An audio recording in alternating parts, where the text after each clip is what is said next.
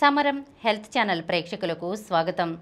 మనం డాక్టర్ సమరం గారు రచించినటువంటి వ్యాధులు పథ్యాలు అనే పుస్తకంలో నుండి కిందటి ఎపిసోడ్లో రక్తపోటు ఉన్నవారిలో ఆహార వివరాలు ఎలా ఉండాలో తెలుసుకున్నాం కదా.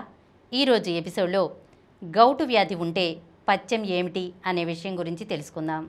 గౌటు వ్యాధి ఎక్కువ మందిలో వంశపారంపర్యంగా వస్తుంది. గౌటు వ్యాధి వచ్చిన వారిలో అకస్మాత్తుగా కాలి బొటనవేలిలో అమితమైన నొప్పి ప్రారంభమవుతుంది. సాధారణంగా నొప్పి రాత్రి నిద్రలో మొదలవుతుంది. ఆ నొప్పి రావడంతో నిద్రాభంగం కూడా కలుగుతుంది. కొద్ది గంటల్లో నొప్పి అనిపించిన వేలు వాచి ఎర్రబడుతుంది. వాచిన చోట రక్తనాళాలు కూడా ఉబ్బుతాయి. దాంతో కాలు కదపాలంటేనే భరించలేని బాధ కలుగుతుంది. పాదానికి సంబంధించిన అన్ని వేళ్ళు ఇలా వాయువు. కేవలం కాలి బొటనవేలు ఒక్కటే వాస్తుంది. కొద్దిపాటి జ్వరం వస్తుంది.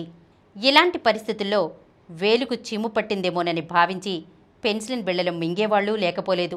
కొద్ది రోజుల్లో ఆ నొప్పి తగ్గినట్లు అనిపించినా మరికొన్ని రోజుల్లో మళ్ళీ బాధ వాపు ప్రారంభమవుతాయి. కాలి బొటనవేలు వాయడానికి భరించలేని నొప్పి కలగటానికి చీము పట్టడం కానే కాదు.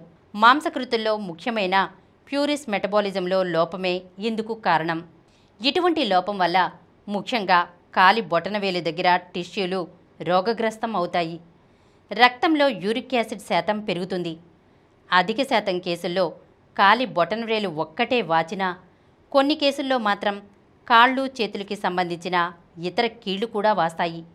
ఆ బాధను కూడా మనం భరించలేము. కీలువాపు ఒక్కసారి వచ్చి తగ్గిపోవటం కాక మాటిమాటికి రావడం పోవడం ఉంటుంది. ఇలాంటి కీళ్ల వ్యాధి స్త్రీలలో చాలా అరుదు. అంతేకాక 80% కేసుల్లో తండ్రి నుంచి కొడుకుకి ఈ వ్యాధి సంక్రమిస్తుంది.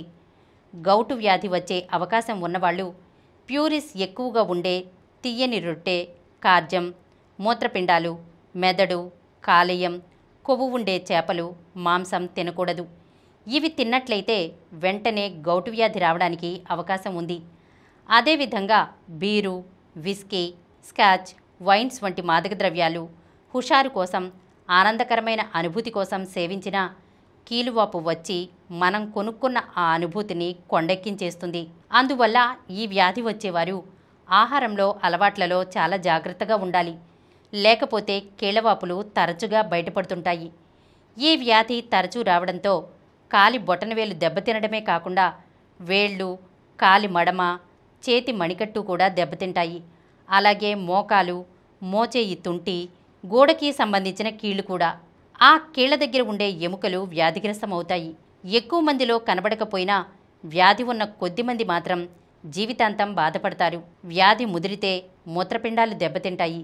ఈ పరిస్థితి మరింత ప్రమాదకరం. ఈ వ్యాధి లక్షణాలు కనపడినప్పుడు వారి రక్తంలో యూరిక్ యాసిడ్ శాతం 9 మిల్లీగ్రాముల కంటే మించి ఉంటుంది.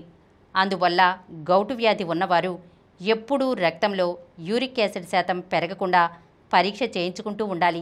ఆహారం పట్ల జాగ్రత్తగా ఉండాలి.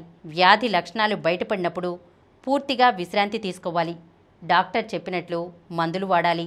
ఈరోజు మనం గౌటు వ్యాధి ఉంటే పథ్యం ఏమిటో తెలుసుకున్నాం కదా.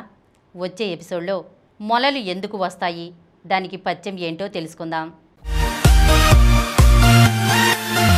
ఈ కార్యక్రమం మీకు ఎంతో నచ్చింది కదా.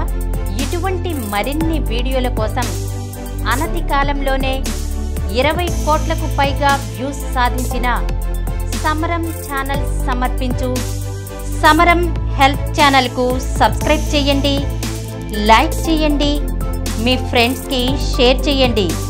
అలాగే ప్రక్కనున్న గంట సింబల్ని ప్రెస్ చేయడం మర్చిపోకండి.